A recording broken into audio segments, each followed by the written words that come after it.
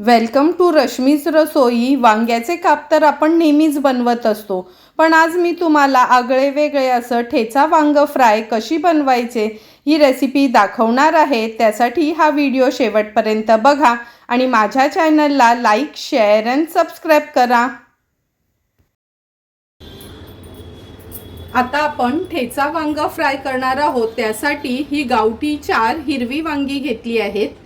नंतर ह्याचा ठेचा बनवण्याकरता आपण अगदी मूठभरच ओलं खोबरं खवलेलं घेतलं आहे, मूठभर कोथिंबीर, शेंगदाणे घेतले आहेत 2 टेबलस्पून, अर्धा चमचा जिरं, 3 ते 4 हिरव्या मिरच्या, अगदी छोटासा आल्याचा तुकडा, 8 ते 10 लसणाच्या पाकळ्या आणि अर्ध लिंब वापरणार आहोत। ह्या सर्वाचं आपण एक वाटण तयार करणार आहोत। नंतर पाव चमचा हळद आणि चवीप्रमाणे मीठ यूज करणार आहोत। तर चला मग ही वांगी पण मधून चिरून घेते आणि हे वाटण आपण ठेच्यासाठी तयार करून घेऊया। सुंदर असा ठेचा आपण तयार करून घेतला आहे, म्हणजे ही चटणी आपण तयार केली आहे।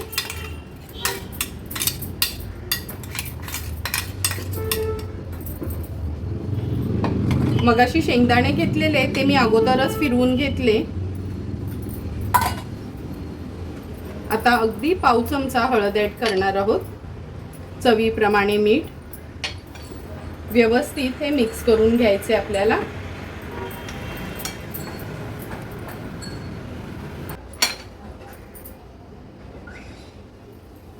हा बघा ठेचा आपण तयार करून घेतला आहे। ह्याच्यामध्ये आता थोडंसं तेल घालते, चमचा भरच, व्यवस्थित पुन्हा एकदा मिक्स करते।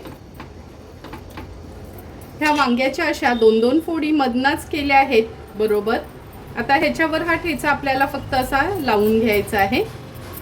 वांगी काळी पडतील म्हणून फटाफट असा मी लावून घेते।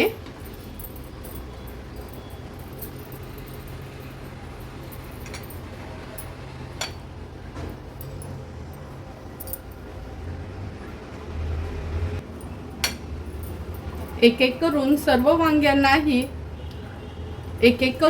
वांग्यांना हा ठेचा लावून घेतला आहे। आता लगेचच तळून घेऊया।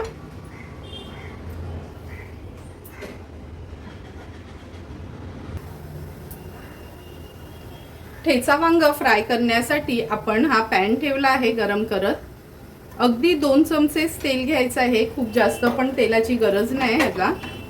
तेल असं मी पसरून घेते।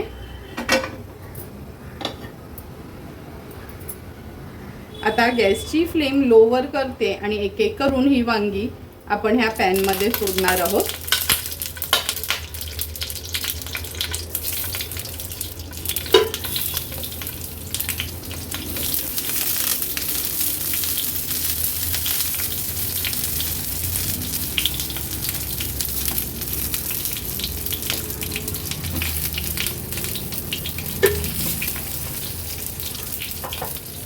तेलावर ही वांगी सोडल्यावर आपण ह्याच्यावर आता झाकण ठेवून एक 3 ते 4 मिनिटांसाठी लो फ्लेमवर वांग्याची मागची बाजू व्यवस्थित शिजवून घेऊया।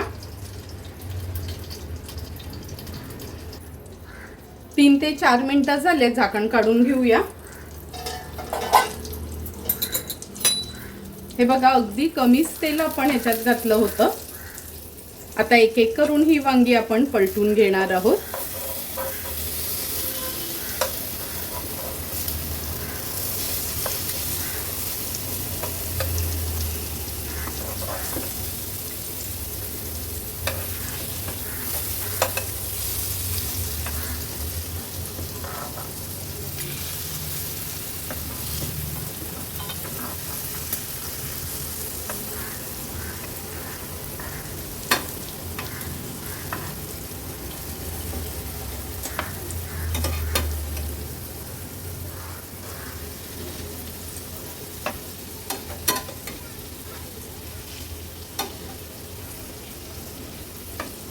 हे बघा एक एक करून ही वांगी आपण पलटून घेतली आहेत। आता झाकण न ठेवता अगदी 2 मिनिटांसाठी ह्याला वाफ काढून घेऊया, म्हणजे तो मसाला व्यवस्थित शिजला जाईल।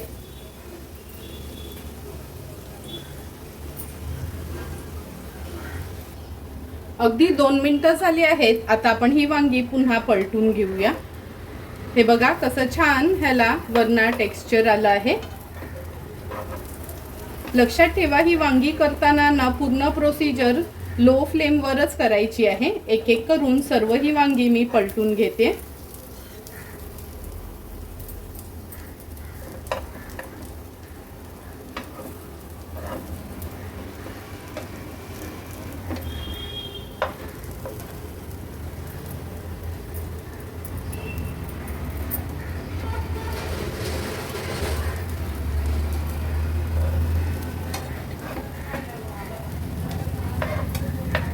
एक एक करून सर्व ही वांगी आपण पलटून घेणार आहोत.